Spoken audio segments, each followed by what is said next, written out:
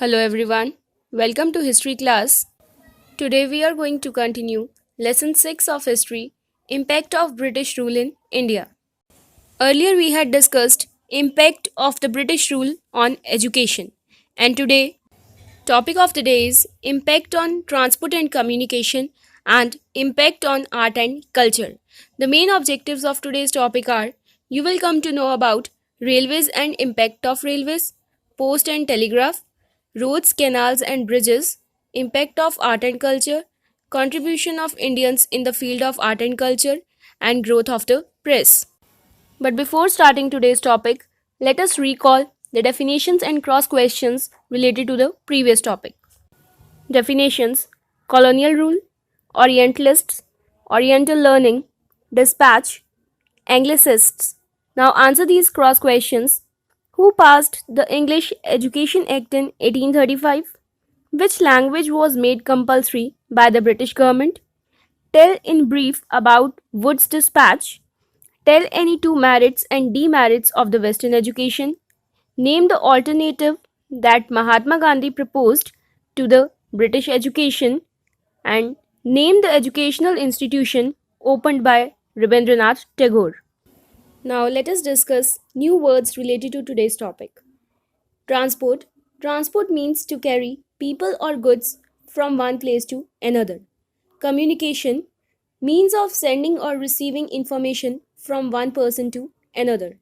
Raw material, the basic material required to make final or finished products. Telegraph, a system for transmitting messages from a distance along a wire, especially one creating signals by making and breaking an electrical connection. Post Office, the public department or corporation responsible for postal services. CPWD, Central Public Works Department. Culture, the ideas, customs, and social behavior of a particular group of people or society. Monuments, old historical buildings. Sculptor, a person who makes sculptures. National awakening, arousal of feelings of patriotism and belongingness towards one's nation. Art, the various branches of creative activity such as painting, music, literature, art, etc. Now, the topic is impact on transport and communication. But before reading, let us discuss the main points. Means of transport refers to the ways and modes by which people and commodities are moved from one place to another. On the other hand, means of communication refers to the ways in which news and messages get transmitted from one place to another. The development of means of communication and transport is considered to be an important hallmark of any modern civilization. The modern means of transport which were developed during the British rule include railways, roadways, shipping, and airways. And the modern communication networks which were introduced by the British include posts and telegraphs. Now let us talk about the development of means of communication and transport. In the pre-colonial period, means prior to the British rule, the means of communication and transport which had existed in India were relatively backward. There were no modern rail or road networks which connected important industrial and commercial centers located far apart. The network of communication was also backward and unreliable. A major reason for such backwardness was the self sufficient nature of village economy prior to the colonial times. Bullock carts, pack horses, donkeys, and other such animal driven modes were used to transport goods on land, and along the river basins and in coastal areas, crude boats and their accessories were used. There was little awareness regarding steam engines and navigation canals. But on the other hand, a lot of development in the transport and communication system was made under the British rule.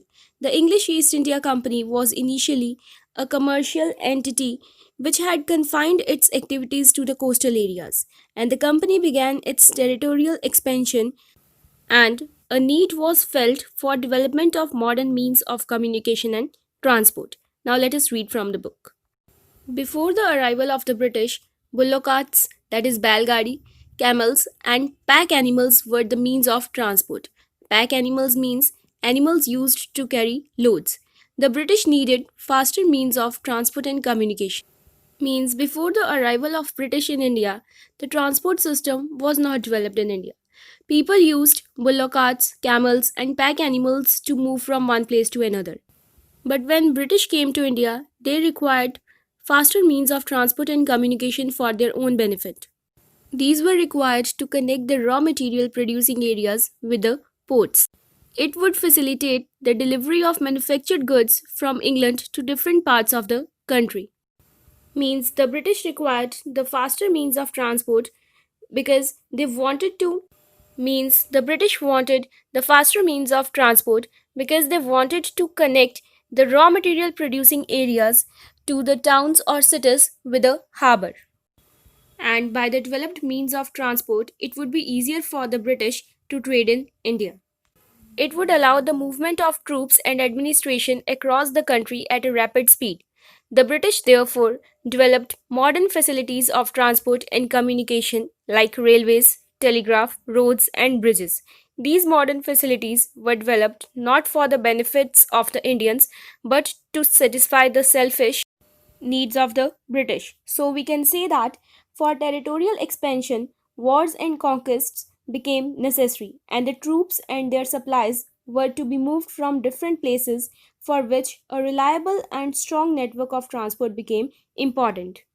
And to meet their selfish needs, the British started developing the modern facilities of transport and communication in India.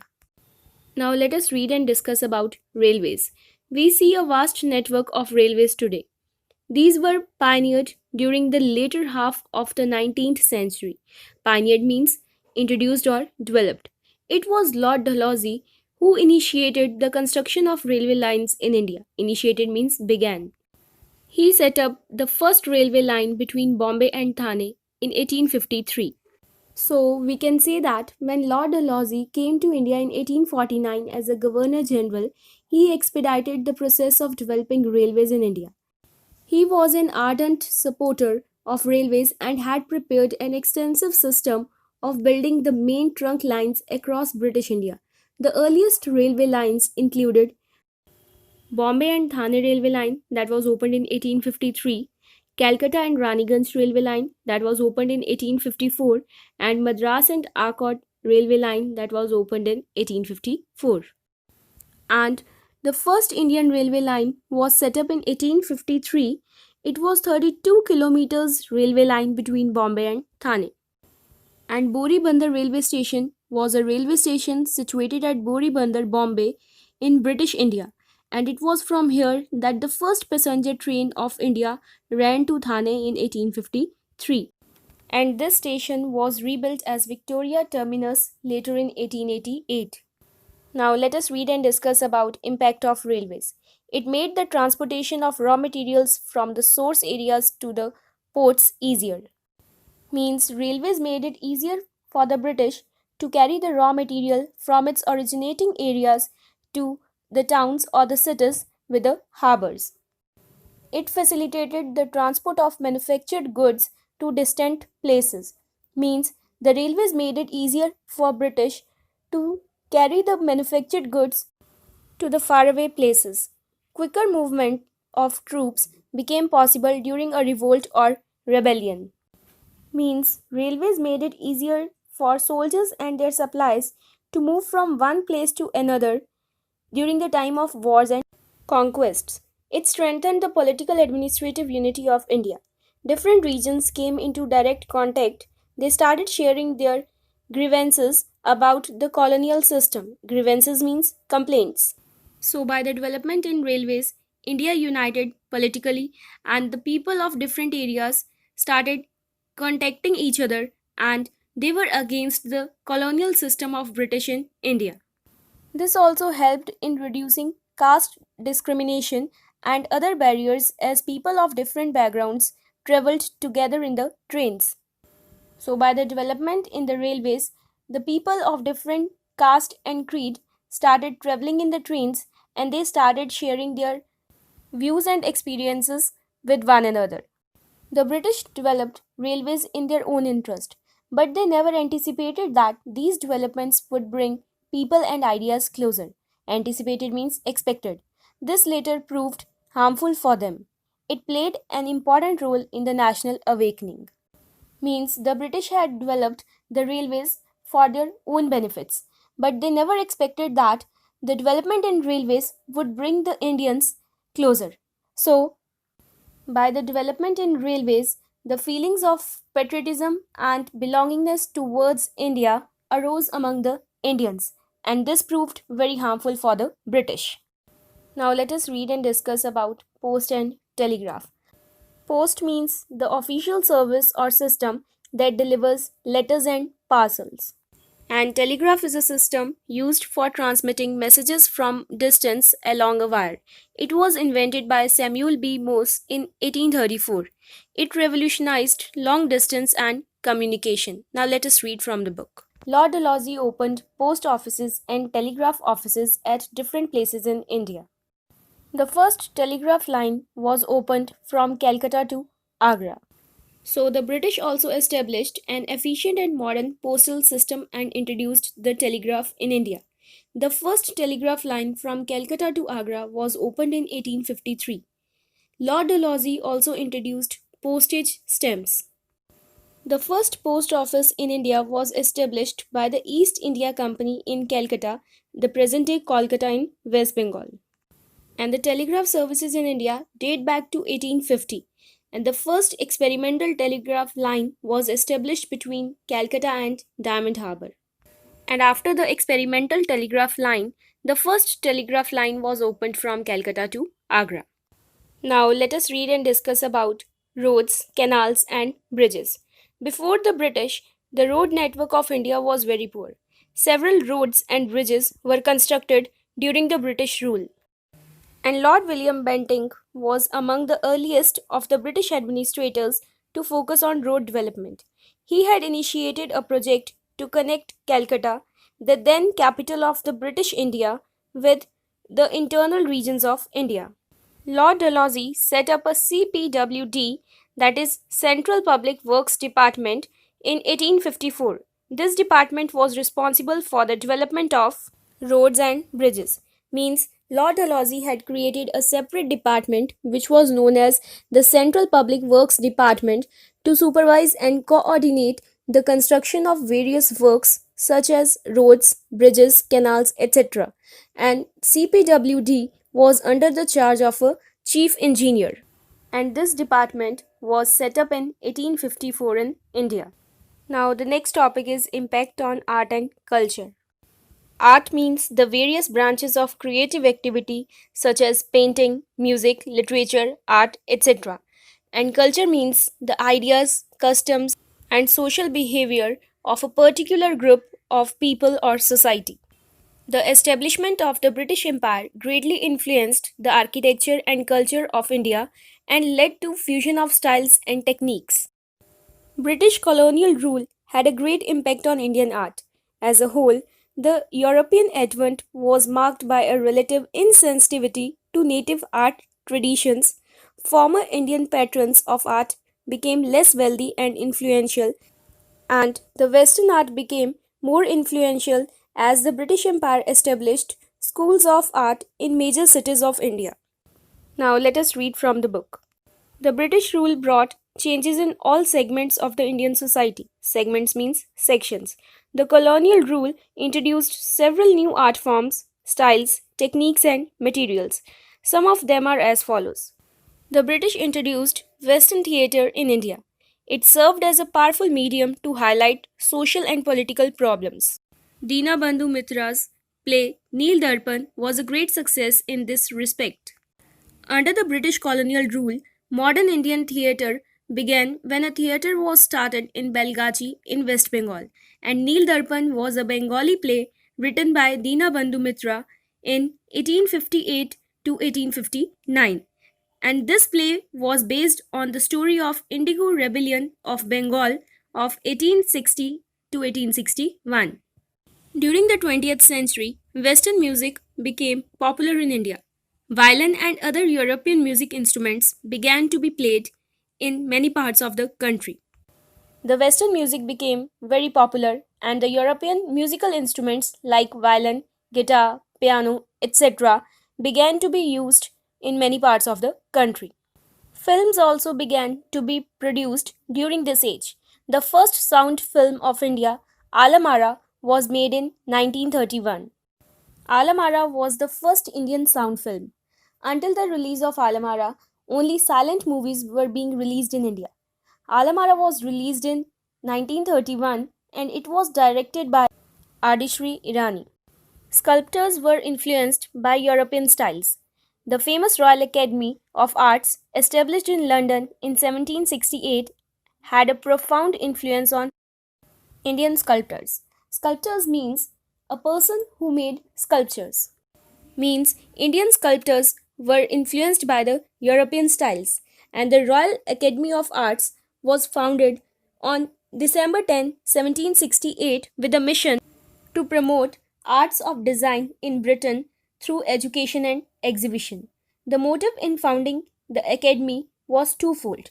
First was to raise the professional status of the artist by establishing a sound system of training and expert judgment in the arts, and the other was to arrange the exhibition of contemporary works of art attaining an appropriate standard of excellence. Several European painters visited India in the 18th and 19th centuries. As a result, European themes and techniques started dominating Indian paintings. Means there was a great influence of the European paintings, its themes and techniques on the Indian paintings during 18th and 19th centuries. The company school of painting also emerged.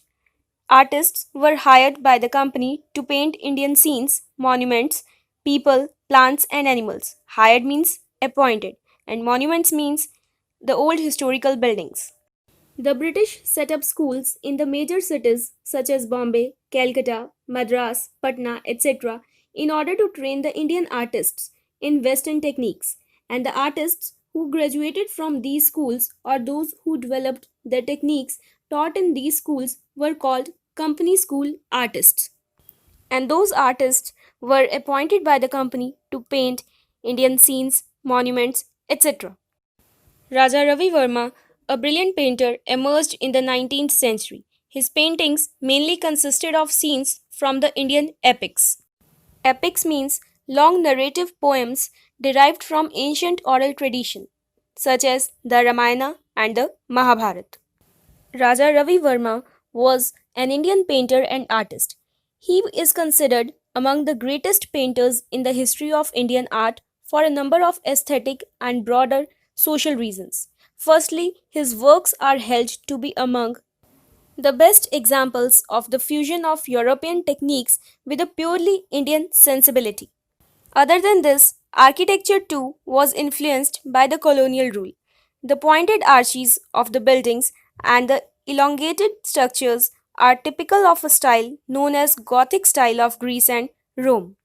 Gothic architecture is an European style of architecture that values height and exhibits delicate aesthetic. Though its roots are of French, the Gothic approach can be found in churches and other similar buildings in Europe. So we can say that there was a great impact of the British on art and culture of India, as the colonial rule introduced several new art forms, styles, techniques, materials, etc. in India. Now let us read and discuss about contribution of Indians. Contribution means Yogdan. Bankim Chandra Chatterjee was a famous Bengali novelist. Novelist means writer of novels. Anand Math is his famous work.